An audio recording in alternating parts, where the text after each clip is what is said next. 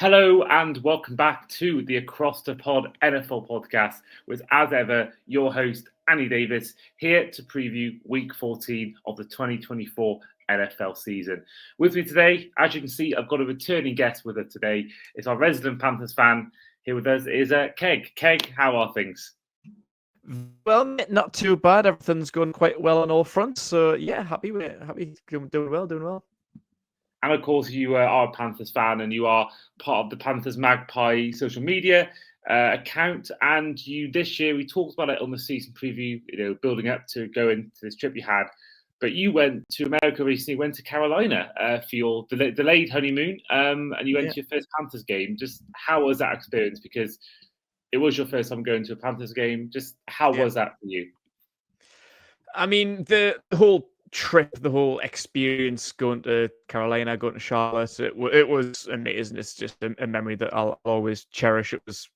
It's been on the bucket list for a long time. Over years, that's something that I've been wanting to tick off and finally get over there. It has been far too long, but just life commitments, work and finances and family and stuff, like it's just been difficult to commit to that. But yeah, we're kind of made an excuse for honeymoon to get over there, and it was amazing. It was class. But yeah, I mean, I wish things were better at the time because obviously, like things aren't going too badly now. But that was the second game of the season, first home game of the season, and it was the day before the Bryce Young benching, and that's how bad Bryce and the offense played in that game that he deserved to get benched after it. So that would be the one that I changed. I mean, I was hoping for a bit of a better performance. I mean, it was dreadful. It was an awful performance. So, I mean, yeah, getting to Bank of America, climbing the stairs, out in the stadium, nice hot sunny day. It was perfect. It was beautiful. Let's say regardless of the result or the performance, it's going to be something special to me forever and always. But yeah, I mean, the game was just so bad, man. It was horrible. And the atmosphere was quite hostile as well, because obviously being the first home game of the season, were beat, I can't remember the score, 47-10, I think, against the Saints in week one. So, yeah, we were already going in thinking, oh, it's like that GTA meme. It was like, oh, shit, yeah, we're good again. This is just going to be a repeat of 2023. We do not need this. And yeah, that performance was it. So yeah, the crowd was hostile. There was a lot of empty seats. I wish it was a sellout. I wish it was boom. I wish the atmosphere was good, but it wasn't. It was a bad game to go to for my first experience, to be honest with you. But I still enjoyed it regardless. Yeah, I kind of feel like, with those kind of, experiences, my first Dolphins game at Hard Rock, and I remember years ago, my dad telling me my first game at Anfield, just enjoy the occasion, just enjoy, being at the event. And I kind of, I do get that. I think especially traveling all that way, it's not as if you're traveling just down the road to your local team or yeah, exactly 2 or 3 hours by car. It's a lot of miles you're traveling to get to, to get to team support. And he was also some Bills fans the other day, went from Korea to Buffalo to watch the Bills play. So I think with that kind of thing, especially with how far away it is, I just feel like it is all about enjoying the occasion. Or I think also if you can win, it's a bonus. If you lose, it is gutting. But you've done something in 2 games I've never seen happen. Seeing your team win in person, you saw them win in London. I'm still 0-6, so that's a bad record. The experience, yeah, I'm 1-1, so it's not too bad. Yeah, I think at this point, I want the experience, but I kind of at some point want to win to see. Nice. It's a lot of money to spend wherever you are, whether it's America, London, Germany. It doesn't matter where it is. You still want to see a win. It's the experience is great. Win, loss, or draw doesn't matter. It's a great experience, but yeah, you want to win games. I mean, well, in sport, you can't lose 6 games in a row and think, oh, that's fine. You want to win a game eventually, don't you? Exactly. I'm going to Goodison Park Saturday for the Merseyside derby, and I paid a lot of money. I paid for a tout, and because I wanted to go to the stadium at some point, I thought, well, I've got one more chance to go to the stadium to watch this game, and it's all good, making a trip up there, the experience of seeing Goodison Park, but then also, the thought of being in amongst the Everton fans, seeing them score against us and win would be horrible. So, you're sat in the home end, are you? Yeah. I hope no one's listening to it. I hope no one is listening to the podcast. And, Everybody look out for Andy, all the Everton fans, look at his face, get him everywhere. I quite like Goodison Park. I've been a few times. It's a good, like, old-fashioned stadium, but I think it is a bit of a shame that they're moving to this big ground. They're potentially going to be playing championship football next year, and at the minute it's getting flooded in on. So yeah, I mean, it's a lot of money to spend on a team that need money spent elsewhere, really. But yeah, we'll see how that works out for them. But yeah, I think Goodison Park's a good old classic stadium. So I'm kind of disappointed that they're getting rid of it. Yeah, and me, it's that unique ground where it was like, you've got literally a 3-minute walk. I mean, my dad and I used to, before you discovered this supporters club coach, used to always park at Goodison Park and just walk to Anfield. And there was always spaces available. I don't know whether it was just quite unknown, but it was never full, always enough space for it. And yeah, it was so handy having that. I don't know what they're going to do with it now, but I think to be there for the last ever Merseyside derby at Goodison Park will be quite experienced. I'm hoping for a win, but that's for another day. So let's head on to what is tonight's game. We're recording this at 7:15 on a Thursday, so it's only 4 or 5 hours away. Thursday night football. Detroit Lions 11-1 against the 9-3 Green Bay Packers. This one, I think, is game of the week already. I mean, the game's actually got you got Chargers, Chiefs, Bills, Rams. You could argue is a good one. It's not a great selection. I think last week and the week before were amazing choice of the games. I think this week isn't the best, but it's nevertheless, this one is the game of the week for me. It's, I think, personally, the two best teams in the conference, in Green Bay and Detroit. And they're both in the same division, and they're both only 2 wins apart. So I think a Lions win here would more than likely seal the division. And the Vikings are there; they're only 1 win behind. So it was certainly sort of the Packers winning the NFC North. That's for certain. Keg, who wins it for you? Green Bay or Detroit? Yes, I think it's going to be an interesting game. I'm just looking at the standings, and it's pretty crazy to see the 9-3 Packers are third in that division. That's just a little crazy this year. But I think it's kind of hard to look past the Lions because they're 11-1, 10 wins in a row. I think they lost in week 2, didn't they? So they were 1-1 after the first 2 weeks of the season. Then they're just going on a 10-game win streak. They're just absolutely crushed the minute. This isn't an easy game by any means. They're a very, very good team. 9-3, very, very respectable. So yeah, like I say, probably going to be game of the week. Two phenomenal teams, both playing really, really well. But I think the Lions are on such great momentum and just playing. I think sometimes the Packers have looked a little hit-y-missy this season. Sometimes they've relied on a walk-off field goal or a blocked field goal or something to get the win. But I think the Lions are just one of the top teams in the NFL, kind of all around for me at the minute. So yeah, I'd go Lions. I got Lions as well, and I realised that I said in this podcast multiple times the last few weeks, I think the Packers will beat the Lions in the playoffs in a championship game. I can see it, but I think in this game, I think the Lions will have the advantage, and I think they'll get the win. Got a shout out friend of the show, Dan Hambridge, Packers International Fan of the Year, who's been on this podcast a couple of times. He's at the game with his fiance Lauren, so they're obviously gonna, they got a lot of friends in Detroit. It's actually be quite the atmosphere, and hopefully he enjoys that one. Before we carry on, we did a podcast last week. Well, myself, there was no guest on last week for the preview, and I had a great week. I had what is right now on the leaderboard, the top spot with 15 correct scores. I only got one wrong in the entire of the slate on Thanksgiving. The only one I got wrong was the Vikings beating the Cardinals. Sorry. Oh, that is 16. My bad. I had some reason I had the Cardinals winning the game. So it was perfect. It was 16 out of 16. I don't know why I thought for some reason the Cardinals won. Apologies. So I had a perfect 16 score. So I think that will be the one that wins the whole thing, unless someone could tie it with me at 16. But yeah, the leaderboard looking right now is still myself top with 16, but also from this week. And then my lowest score was my 6 correct scores from back in week 3. So definitely a contrast between some of my predictions. Moving on to the next game, which involves my team, the Dolphins, on Sunday as we host the New York Jets. I'm going to give us a win. I think we looked good against some teams recently, like the Raiders and Patriots, who have been bad. The Jets haven't been great either, so I back us to win this game. I think last week was ugly against the Packers, but I think they're just at a different level to us right now as a team.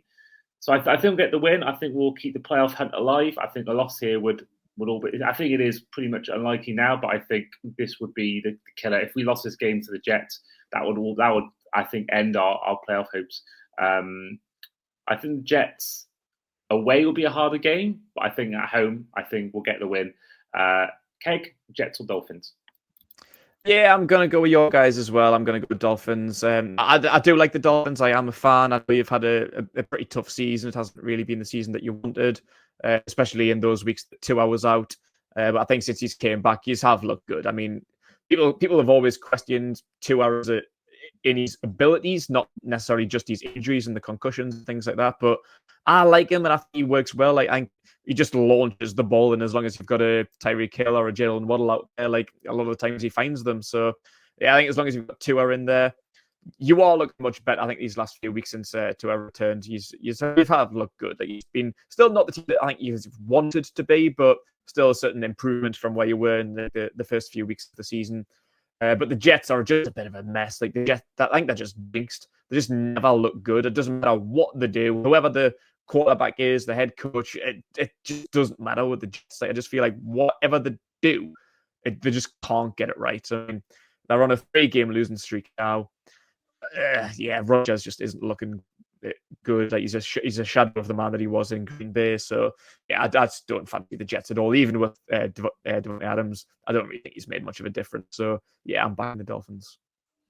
Yeah, I think the Jets are a mess, and there's actually a documentary that's coming out on Netflix about Rodgers. It looks like it says it premieres December 17th. It's called Enigma, following the NFL quarterback's rebound from his Achilles injury and get an inside look on the defining and controversial moments of his life and career. I mean, that does sound quite good watch. I mean, I'm interested to see whether they cover the darkness retreat.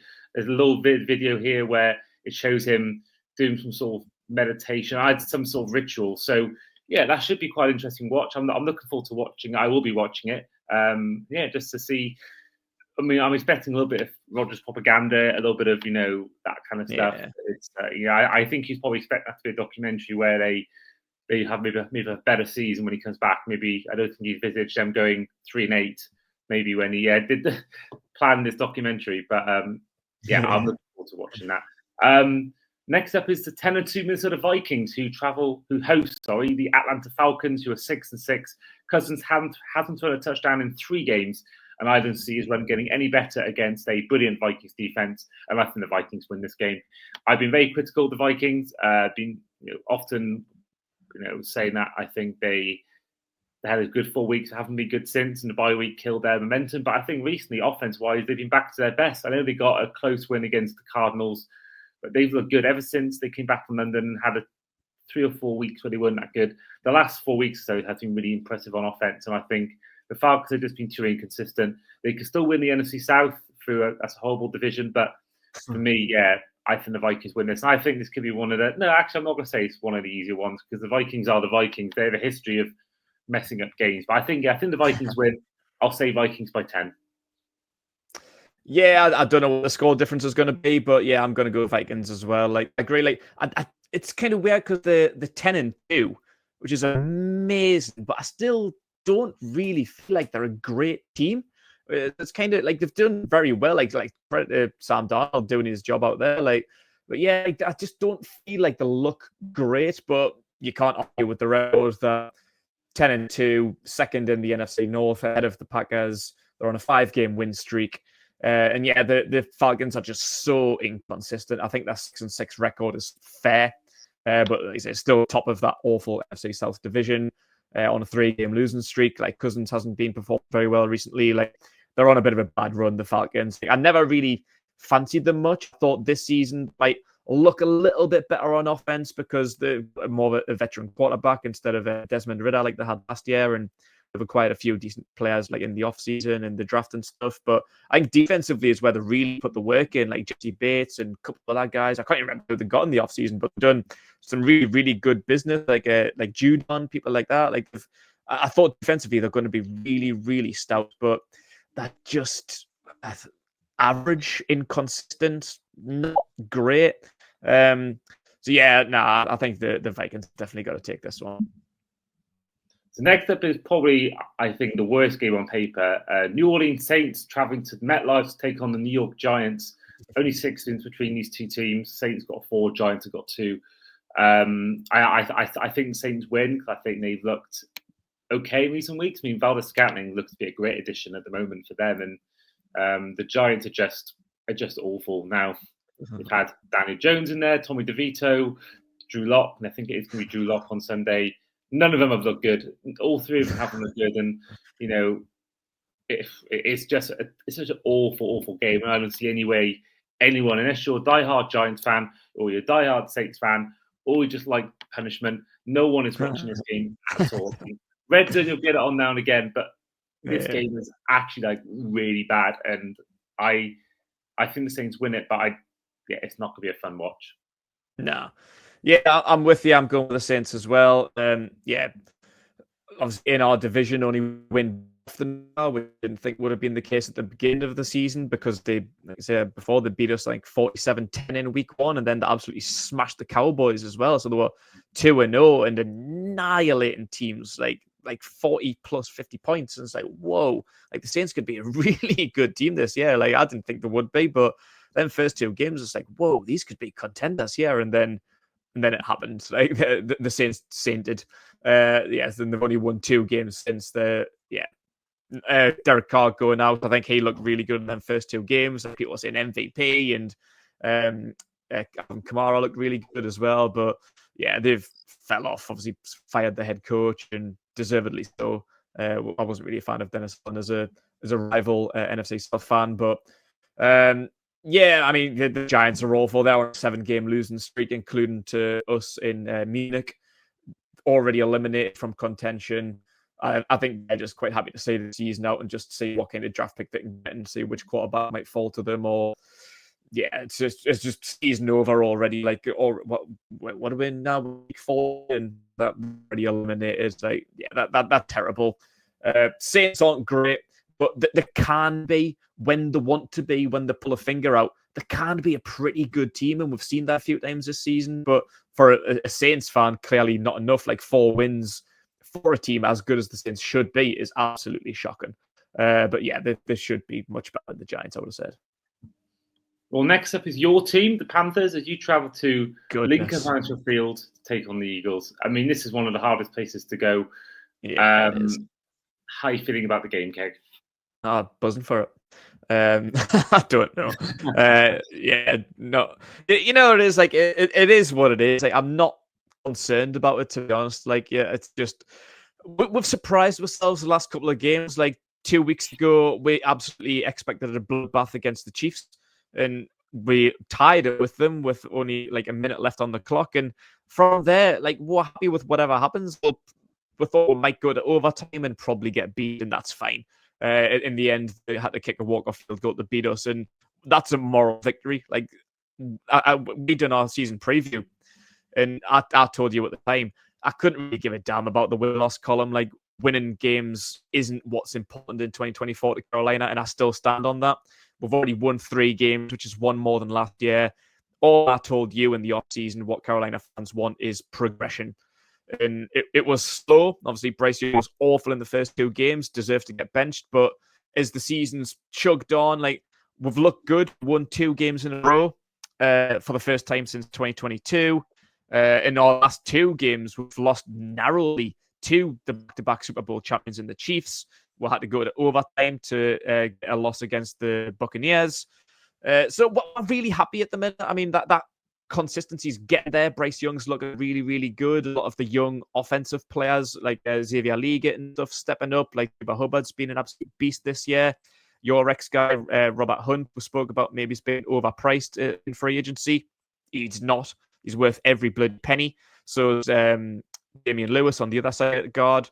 And even the defense, has been our weak link. This is where we're going to absolutely struggle. But we've started making some plays. We've been making turnovers, getting some interceptions, recording some sacks. We sacked Patrick Mahomes 5 times. And attacking the quarterback has been our weakness for the last 2 years under Ezra Evero. He believes more in stopping the run as opposed to attacking the quarterback. But we haven't been doing that either. Like last week, we allowed, I think, 153 yards to Bucky Irvin. What the bloody hell is Saquon Barkley going to do to us? I think he had about 250 yards 2 weeks ago. I can't remember who it was that the played. Was it Denver or something like that? I can't remember. But yeah, I mean, that's a scary thought. And as you're right to say, Lincoln Financial Field is one of the most hostile places to go to. It's not a great place to go for if. Yeah, it could easily be a bloodbath. If it is whatever. But I'll be buzzing if it's anything like the Chiefs game where we keep it close, keep it tight. Yeah, we might allow 150, 200 yards on the ground. If the beat were by 7 to 10 points, fine, I'll take that. It's just one of them games that I just want to see a good performance. Bryce plays well against a good defense. The offense looks good. Fine, I'll take that. No problem at all. Yeah, I mean, Bryce Young has, I think, really improved since he's benched and he came back into the starting role. He's just looked really good. And there was some great throws. I think it might have been your last game. Was it against the Chiefs or was it against someone else? I think both. I think definitely against the Bucks last week. But yeah, since he's came back every week, he's been putting up dots. But drops has been a problem. Like he hasn't thrown in, he hasn't made any turnovers, which is big because last year he was fumbling a lot. Like he was kind of sticking in the pocket a little bit with a bad O-line, and he was getting strip sacked a lot. He hasn't had one of them recently. I think in his last 5 games, he's only thrown one interception, which was one, I don't know if you remember, against the Saints, where it was a dot to Xavier Leggett. He just had the ball ripped out of his hand. It was a good defensive play. I mean, he put the ball where it needed to be. It was a catch, but it was just like ripped out of Leggett's hands. It was a good defensive play. So I think that's harsh to give Bryce Young that interception credit. Like I don't really feel like he deserves that. So he's been playing really safe football. He's been putting the ball where it needs to be. If you've seen like his highlight reel, we've had some drops, some quite bad drops, even some in the end zone, some for first down. Like he's been putting the ball where it needs to be. It's just the other guys that need to be making their play on offense. So yeah, Bryce has been playing absolutely incredible football, using his legs a little bit now as well. Yeah, Bama Bryce is back, but I think it's down to the offensive line. The offensive line's holding up, and he's starting to trust them. I think that was his issue in the first 2 weeks. Like the O-line performed well in the first 2 weeks, but I just it was a bit of PTSD from last year. Like he just didn't trust them. But yeah, now Andy Dalton's shown that you can trust this O-line. It's a fine O-line. Trust them. You do what you need to do. Find your guys, and them guys have been stepping up. Leggett's been phenomenal. Jadavion Sanders, Adam Thielen's back off IR now. He's been making a couple of good plays, and Jalen Coker, an undrafted rookie.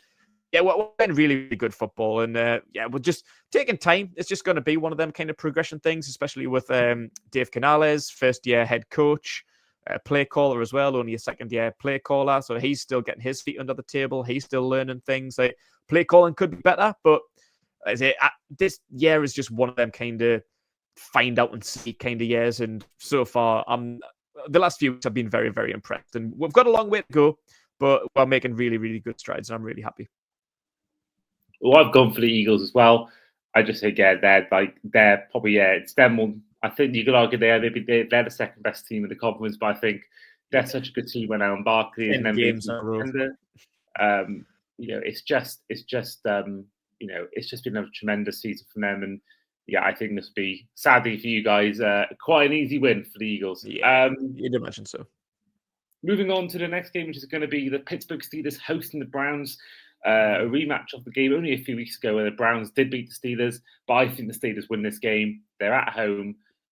You never know what Winston you're going to get. You never know what Browns you're going to get. I was really impressed with Jerry Jeudy against Broncos. He's been actually really impressive the last few weeks. Had one of my favourite touchdowns I've seen.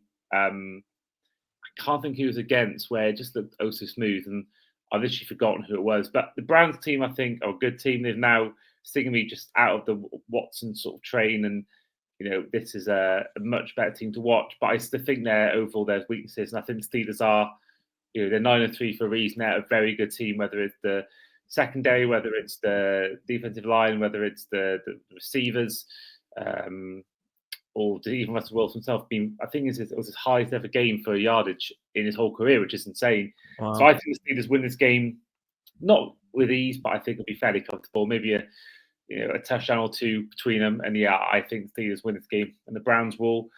I think that game will officially officially kick them out of the playoff hunt. I think if it's not possibly, already, I think it's only the Raiders, the Titans.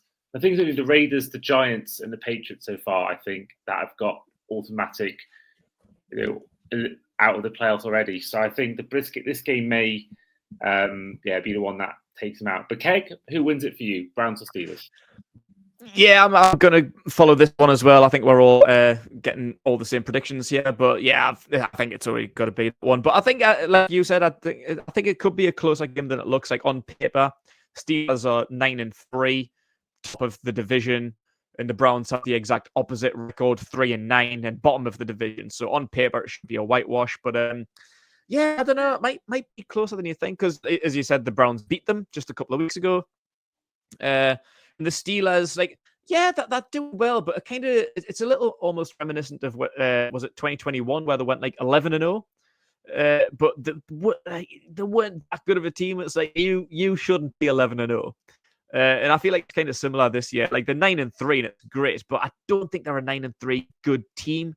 I think they're kind of running their luck a little bit with them 9 wins. But credit to them, man. Like they're doing their job. They're playing well, especially on defense, where you've got the likes of TJ Watt, man. He's just an absolute beast with Alex Hyde as well. Like they're playing some very, very, very good defensive football. The D-line back guys playing very, very good football. Minka Fitzpatrick and people like that. Good. The Browns, I just don't really rate. I know they can be a good team when they want to be. I think they had the number 1 defense last year. And as long as you've got a Myles Garrett on your team, you always stand a chance.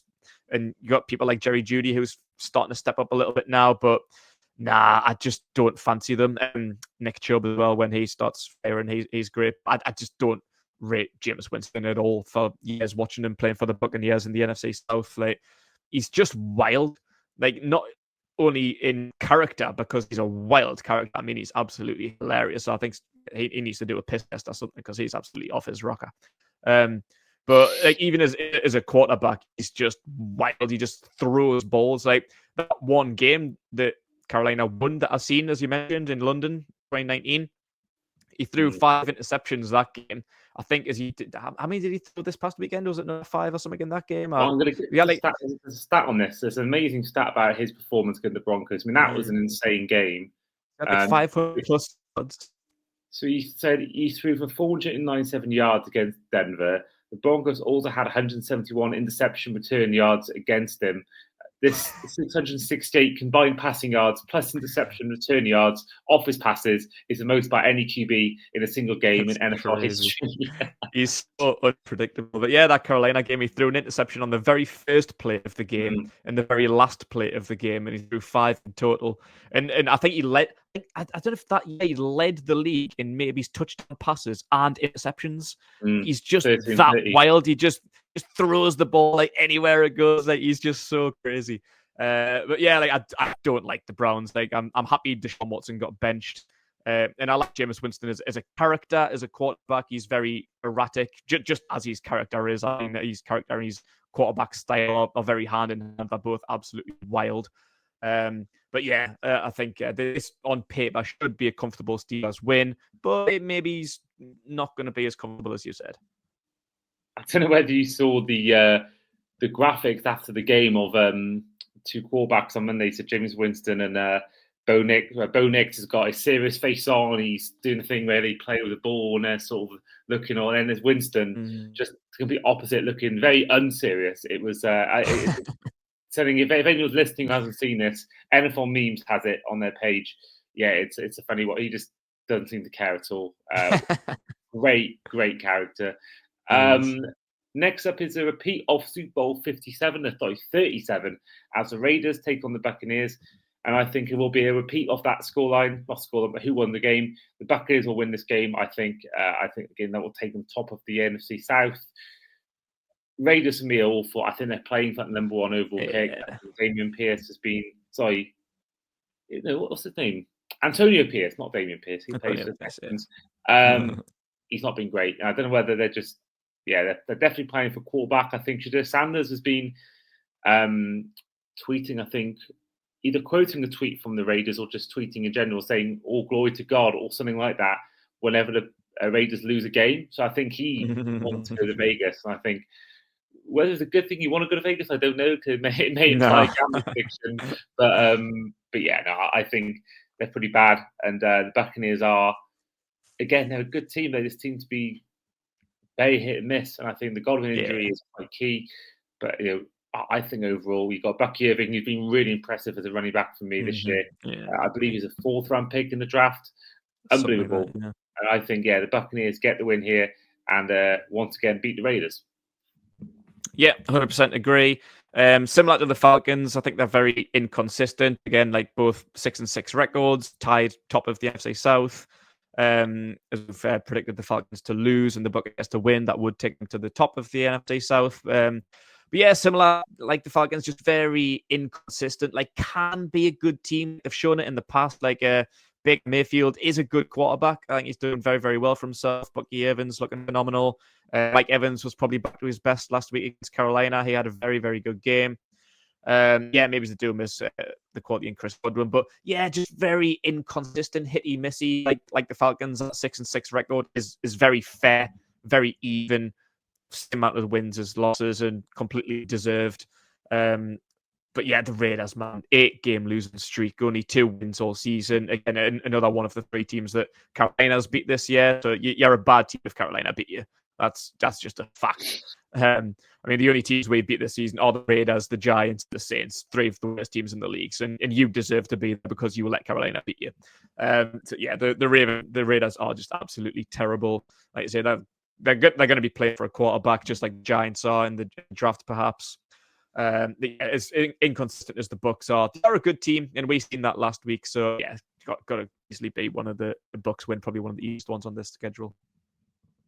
Next one up is again one of the worst games on paper as the Jags travel to Tennessee, take on the Titans.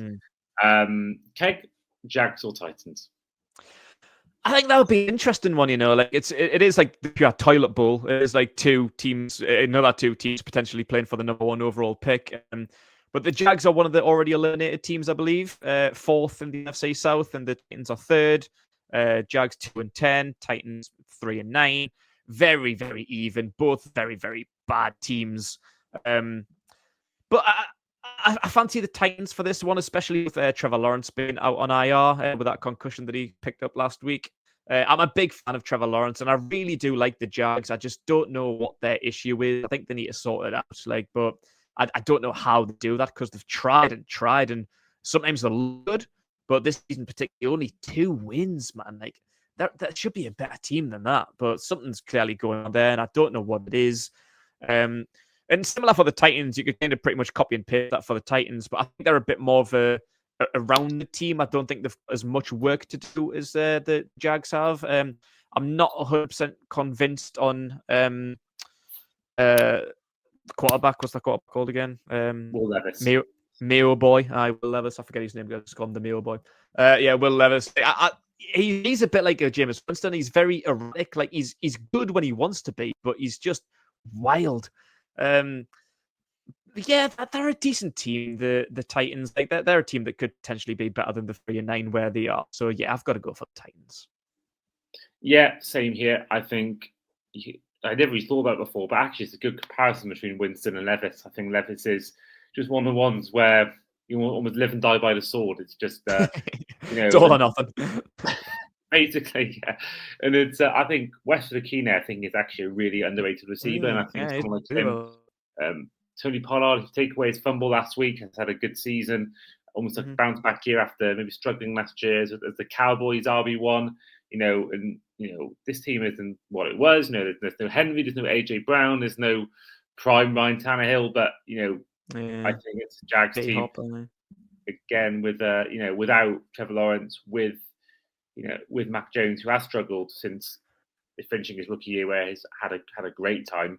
It hasn't been good since, and I think the Titans win this, and I think it'll be almost one of those ones where it'll be a great game because both teams are bad. I think we'll see. You got a quarterback like Will Levis, as we said, who can throw the ball to anyone.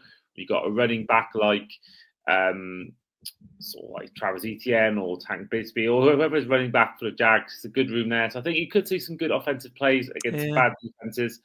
It could be something like a 27-25 or something crazy like that, or a game that ends on a safety or something. It could be a crazy game for all the wrong reasons. But yeah, this should be, for me, a Titans win. Moving on to the first of our latest slate as the Cardinals take on the Seahawks in a NFC West showdown. I mean, I didn't think I'd be saying this start of the year. This could be one for the division. I think the Niners are being inconsistent. They've obviously lost McCaffrey for the year. They're playing the Bears as well. And I think the Niners beat the Bears, I'm more torn between Seahawks and Cardinals. I think this might be the hardest one to predict of the week. Yeah. I'm going to give the edge to the Seahawks. I think they're just slightly more solid defensively. And I think, you got Marvin Harrison Jr., you got DK Metcalf, or you got James Conner, or you've got Kenneth Walker, or Charbonnet. I think you got some good offensive weapons. Two quarterbacks out of split opinion. But I think the Seahawks defense is just, I think, better than the Cardinals one. And I think that might give them the edge. It starts the season 3-0, obviously won one of the next four. But I think they could this weekend, generally. The Rams are playing the Bills. Again, I'm going to tell you right now, I think they lose to the Bills as well. So I think right now the Seahawks could open up a 2-win lead over the Cardinals. They could open up, I think the Niners could win, so there'll still be 2 wins clear of them, and I think the Rams will lose. So they could be sitting here 8 wins with 3 teams on 6 wins. Now, I think that, this could be a really important weekend for the Seahawks. And with how bad the NFC South is, this could be a 3rd seed team in the NFC. And I didn't think before the season, if you told me the Seahawks would be fighting for the 3rd seed, I laugh your head off. So it's crazy how it's worked out. Give me the Seahawks, give me the Niners, and give me the Bills. Nice. I agree with this game. I think this could be one of the games of the week, to be honest. Like, it is one of probably the hardest one to predict, and I did change my mind. I'm on some of them pick not I've been the Cardinals, but just doing a little bit of research this afternoon. Like, I've changed my mind. I've gone for the Seahawks because they're on a 3-game win streak, and the Cardinals are on a 2-game losing streak. The Seahawks have got the better record in the division by only 1 game. A few times I've bet on the Seahawks this season, they've let us down in them 5 losses. They're both just quite hitty-missy teams, like both quite even records. Obviously, Cardinals 6-6, Seahawks 7-5. It's not an amazing record, but it's okay. I'd say they're still top of the NFC West. The Cardinals are 2nd, so this could be a really, really even matchup. As you say, there's some really good teams in there, so it's a hard one to predict. But because we're probably all going to go with this, I changed my mind. I originally had Cardinals, but I changed my mind to Seahawks. But because I think we're going to have all of the same records, just for you, I'm going to go with the Cardinals, even though I am going to say Seahawks, but just for this, give us the Cardinals. I agree. Bills over the Rams, Niners over the Bears, and Chiefs over the Chargers. Now, I think that, I have to first apologise. I didn't mention it at the start of the episode. We actually forgot to talk about Niners-Bills in the last episode with Shane where we reviewed Week 13. I mean, I want to touch on quickly Josh Allen because we talked about our MVP picks last few weeks. I'll be asking you for your MVP later on. Actually, I may as well ask it to you now, because that Josh Allen touchdown is the first quarterback, I think, in history to throw for a touchdown and also capture a touchdown. I think there's a stat about him that came around. Again, I've literally not written it down. That's on me. But what an amazing touchdown that was from Josh Allen. I mean, incredible.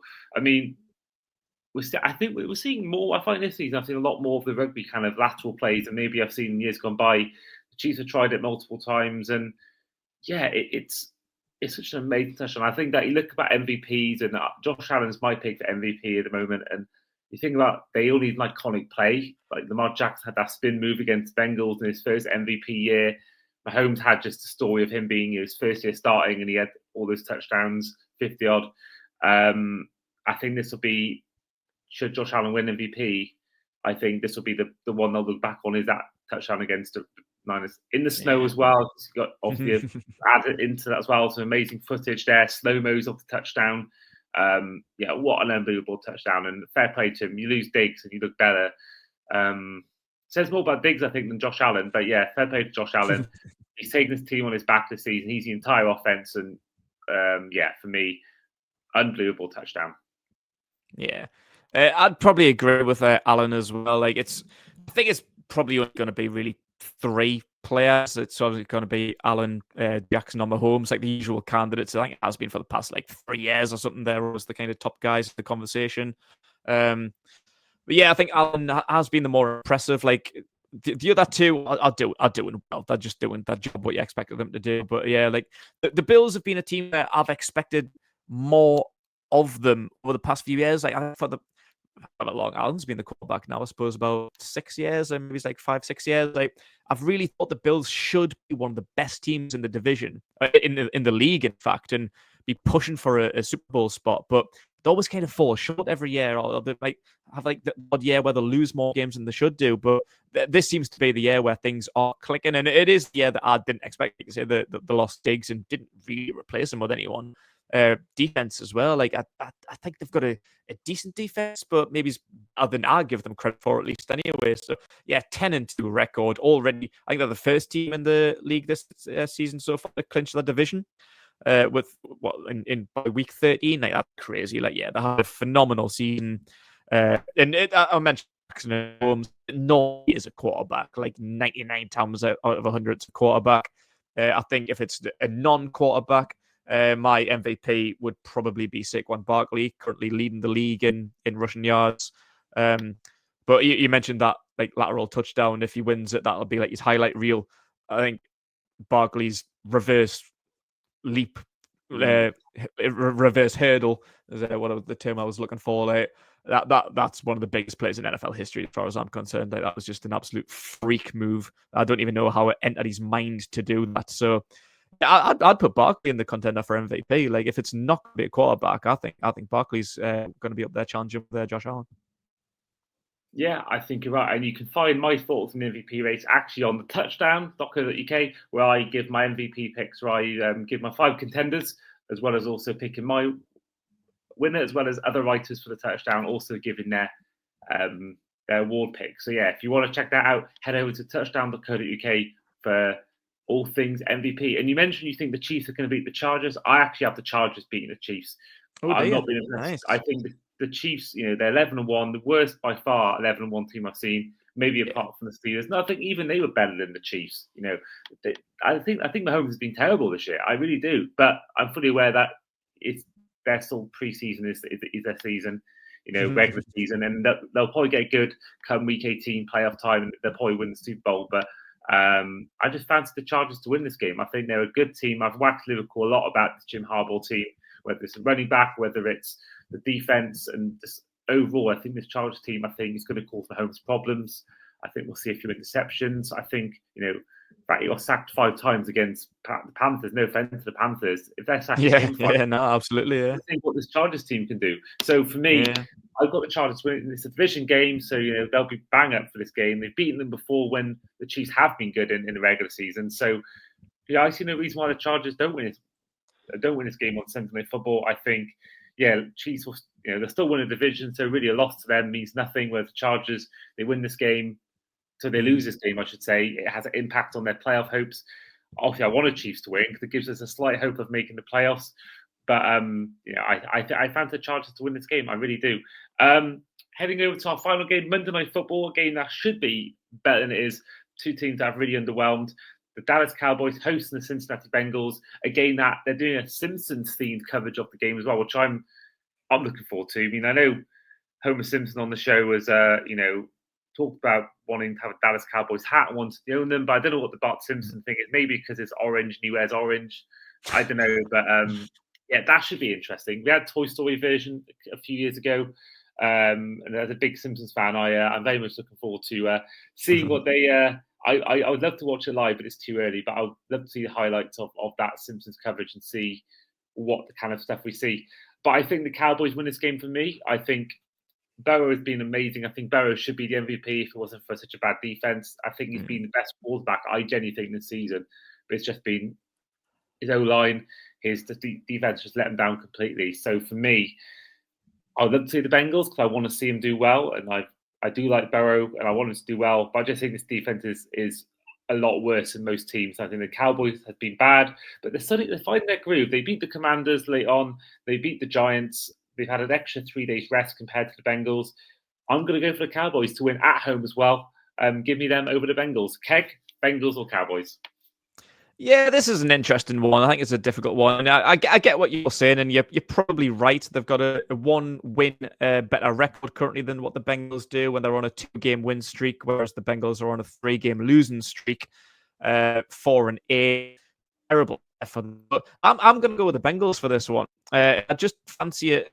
Yeah, defensively they're not doing very well, but for me, like you rightly say, like Burrow could be an MVP contender for a 4-win team. Like, he's a phenomenal quarterback. I feel really sorry for him. He's still one of my top 5 quarterbacks in the league, quite comfortably. Maybe he's even top 3. And when you've got like a Jamar Chase out there as well, who can catch like 200 yards a game, like they've got a lot of firepower, and they're another team that I can't quite put my finger on why they're so bad.